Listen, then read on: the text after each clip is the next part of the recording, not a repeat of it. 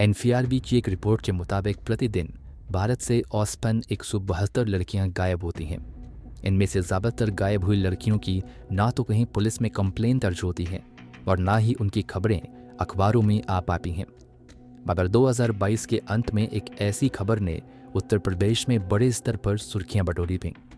खबर एक ही घर से 9 दिनों के अंदर 3 बहनों के रहस्यमय तरीके से गायब होने की थी।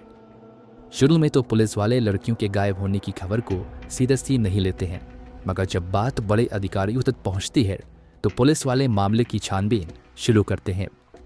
छानबीन के दौरान गायब हुई लड़कियों से जुड़ी कई हैरान कर देने वाली जानकारी सामने आती है। यहाँ किसी अपनों ने ही गद्दारी की थी। तो आखिर 9 दिनों के अंतर में 3 लड़कियां कैसे गायब हुईं? पुलिस की जांच में क्या कुछ निकलकर सामने आया और गायब हुई उन तीनों लड़कियों के साथ क्या कुछ हुआ? चलिए जानते हैं सब कुछ सिलसिलेवार तरीके से इस वीडियो में। कहानी शुरू करने से पहले मुंबई मिर्ची यूट्यूब चैनल को सब्सक्राइब कर बेल आइकॉन ज़रूर दबा दें।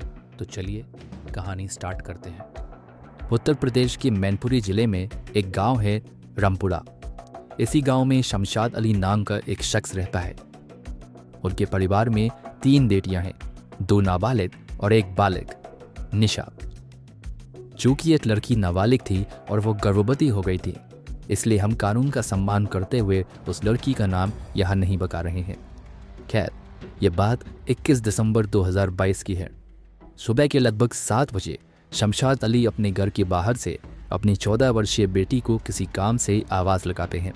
कई बार आवाज़ देने के बावजूद जब छोटी बेटी घर से निकलकर बाहर नहीं आती है और ना ही कोई जवाब देती है, तो शमशाद खुद ही उठकर घर के अंदर जाते हैं और बेटी को इधर उधर तलाशते हैं, मगर वो घर के अंदर कहीं भी दिखाई नहीं देती हैं।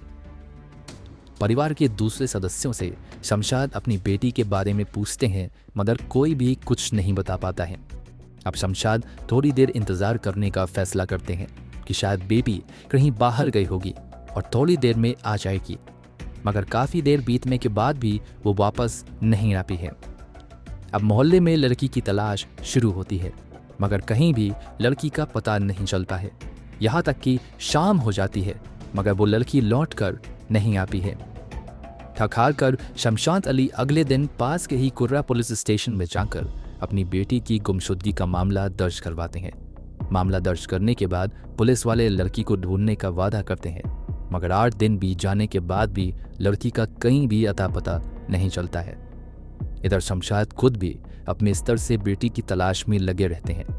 इसी तलाश के दौरान गांव के कुछ लोगों से शमशाद को पता चलता है कि पिछले दिनों गांव में एक शादी थी। इस शादी में पंजाब के मुक्तसर से कुछ लड़के आए थे। गांव के लड़कों ने उनमें से एक लड़के को शमशाद की बेटी का पीछा करते देखा था। इसी जानकारी के आधार पर अब शमशाद पंजाब से शादी में आए लड़कों की डिटेल्स परिवार से लेते हैं और फिर फ़ोन के जरिए उस लड़के से कांटेक्ट करने की कोशिश करते हैं, मगर शुरू में कामयाबी नहीं मिल पाती है। इसके बावजूद वो लगातार प्रयास करना जारी रखते हैं और फाइनली उस नंबर पर बात हो जाती है। फ़ोन पर बेटी की आवाज़ भी पीछे से सुनाई देती है। शमशाद की ये बातचीत 20 दिसंबर 2022 को हुई थी, यानी बेटी के गायब होने के 8 दिनों बाद। यहाँ शमशाद उस नंबर पर बहुत देर तक बात नहीं कर पाते हैं और फ़ोन उधर ही से काट दिया जाता है। जल्द ही शमशाद इस बात की जानकारी पुलिस वालों को देते हैं। फिर पुलिस वाले उस मोबाइल नंबर की लोकेशन को ट्रेस करते हैं और इस लोकेशन की जानकारी शमशाद को देते हुए उसे पंजाब के मुक्तसर जाने को कहते हैं।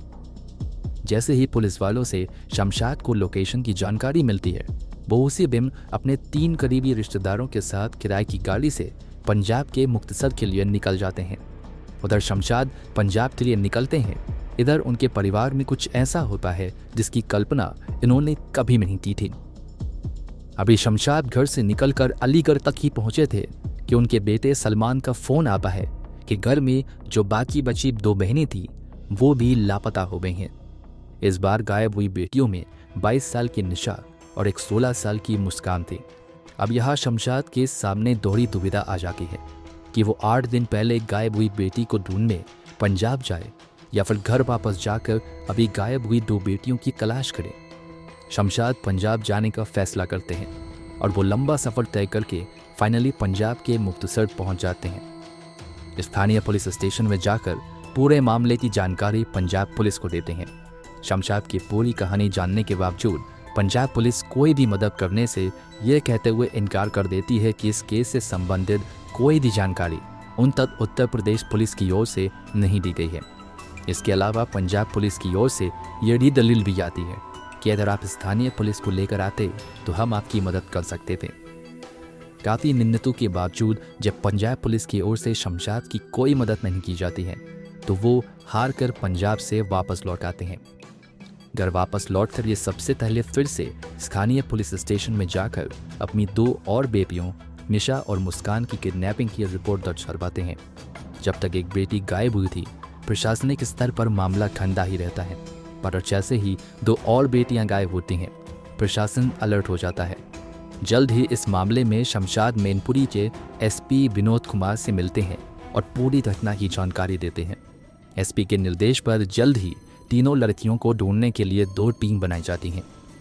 इस टीम के सामने शमशाद अपना बयान दर्ज करवाते हुए बताते हैं कि 4 नवंबर 2022 को उनके मोहल्ले में ही रहने वाले राकेश की बेटी की शादी थी। इस शादी में राकेश के कुछ दोस्त पंजाब से आए थे। उनमें से एक भरत सिंह नाम का भी लड़का था। आसपास के लोगों द्वारा दी गई जानकारी के आधार पर शमशाद पुलिस के सामने भरत सिंह को ही तीनों बेटियों के अपहरण का मुख्य आरोपी बताता है।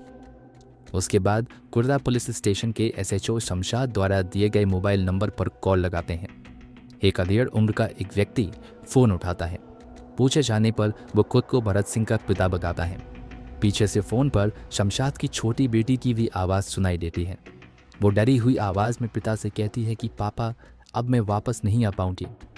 इसके बाद फ़ोन कट जाता है।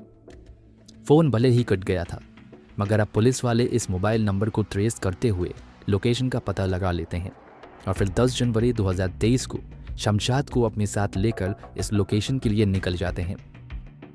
जब पुलिस वाले पंजाब के मुक्तसर पहुंचते हैं तो उन्हें निराशा ही हाथ लगती है, क्योंकि जो लोकेशन पुलिस ने ट्रेस की थी वहाँ कोई नहीं था और उस घर पर भी ताला लटका हुआ था। अब पुलिस वाले वहां से वापस खाली हाथ आ जाते हैं और अंधेरे में तीर चलाते रहते हैं।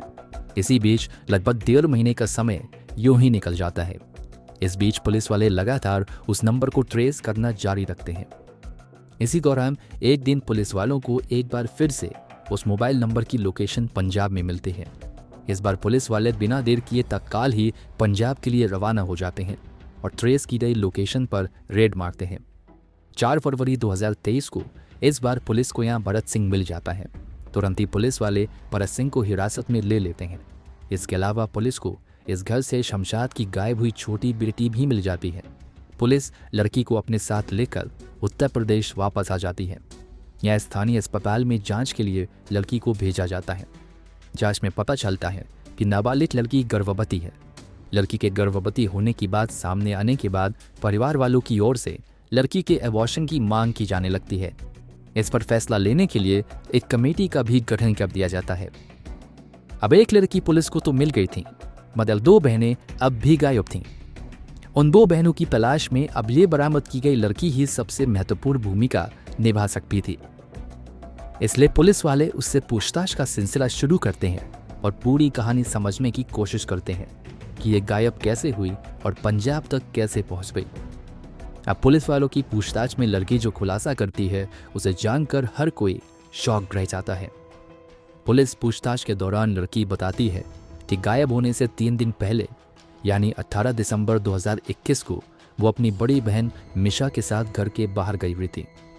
पास के ही बाजार में मिशा अपनी छोटी बहन की मुलाकात राहुल नाम के एक लड़के से करवाती है। मिशा अपनी छोटी बहन को राहुल के बारे में बताती है कि ये उसका दोस्त है और ये बहुत अच्छा लड़का है। इस मुलाकात के दौरान ही राहुल निशा की छोटी बहन को अपना महंगा मोबाइल, कपड़ा और दूसरी चीज़ें दिखाता है और उसे इम्प्रेस करने की कोशिश करता है। साथ ही उससे कहता है कि अगर तुम्हें भी ये सब चाहिए तो मैं तुम्हारी मदद कर सकता हूँ। फिर निशा अपनी बहन को समझाती है कि राहुल की जान पहचान कई बड़े लोगों से है और वो दिल्ली में एक बड़ी कंपनी में भी काम करता है। मैंने इससे अपने और तुम्हारे बारे में बात कर ली है और ये हम दोनों को दिल्ली ले जाकर एक अच्छी कंपनी में नौकरी दिलवा देगा। इसके बदले हमें काफ़ी पैसे मिलेंगे। इन पैसों से हम अपने परिवार की गरीबी दूर कर पाएंगे। इसके साथ ही निशा अपनी छोटी बहन को कहती है कि इस बारे में घर में किसी को ना बताए। वो कहती है कि जब हमें अच्छी नौकरी मिल जाएगी तब इस बारे में अपने माता पिता को बताएंगे और उन्हें भी अपने साथ दिल्ली में रहने के लिए बुला लेंगे। इसी के बाद प्लान के मुताबिक ही जब हर कोई सो जाता है तो 21 दिसंबर 2022 की आधी रात को निशा अपनी बहन के साथ घर से निकल जाती है। रास्ते में ही राहुल निशा और उसकी छोटी बहन का इंतजार कर रहा था। जैसे ही दोनों राहुल से मिलते हैं, राहुल दोनों बहन को अपने साथ बाइक से लेकर निकल जाता है। राहुल दोनों को लेकर रेलवे स्टेशन चला जाता है। वहाँ पर एक भरत सिंह नाम का लड़का इन दोनों का इंतजार कर रहा था। यहाँ पर भरत और राहुल में कुछ बातचीत होती है। फिर राहुल छोटी लड़कियों से कहता है कि ये तुम्हें दिल्ली ले जाएगा और यही तुम्हारी नौकरी लगवाएगा। लड़की के मुताबिक इस दौरान भरत सिंह राहुल को पैसे भी देता है। लड़की के खुलासे के मुताबिक सारी बातचीत होने के बाद यहीं पर भरत दोनों बहनों को मिठाई खाने के लिए देता है।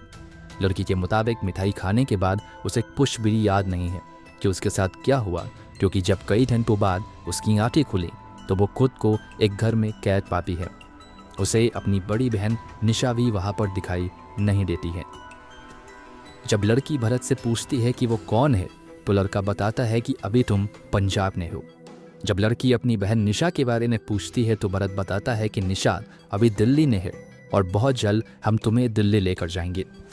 लड़की के मुताबिक इसके कुछ दिनों बाद भरत उसे पंजाब से दिल्ली लेकर आता है और एक कमरे में बंद रखता है। यहाँ वो लड़की के साथ ज़बरदस्ती संबंध भी बनाता है। लड़की के विरोध करने पर कहता है कि अगर तुम्हें नौकरी चाहिए तो तुम्हें ये सब करना ही पड़ेगा।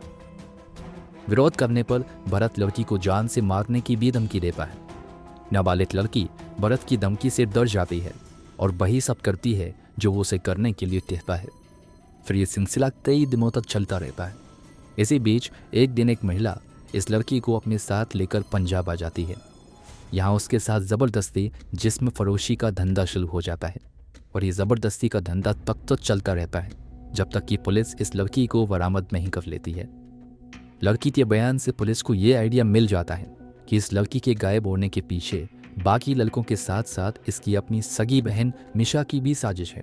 इसलिए पुलिस वाले मिशा और राहुल की तलाश में लग जाते हैं।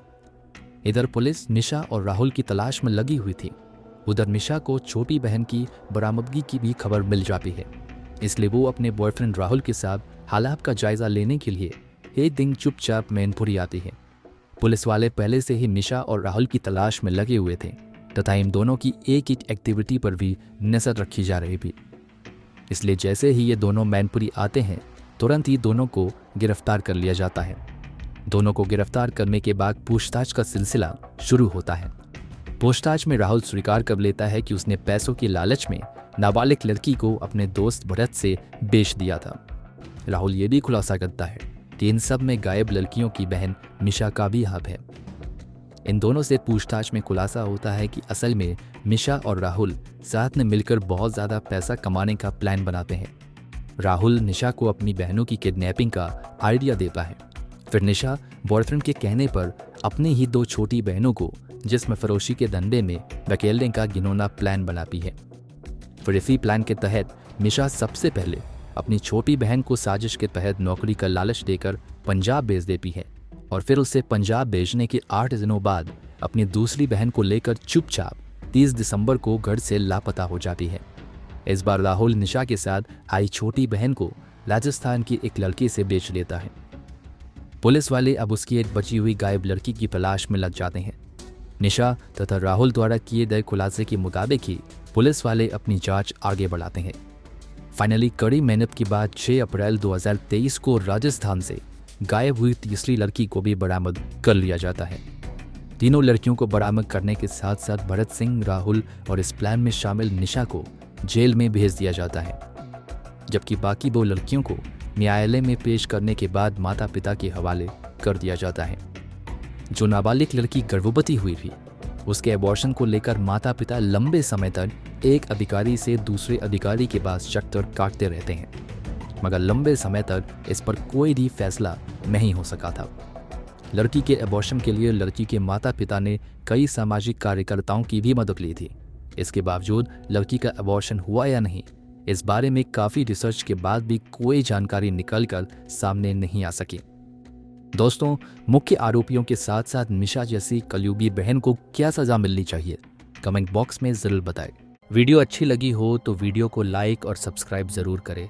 ऐसे ही क्राइम से जुड़ी हुई ऐसे ही कहानियों के लिए मुंबई मिर्ची यूट्यूब चैनल को सब्सक्राइब करें। मिलते हैं अगली वीडियो में।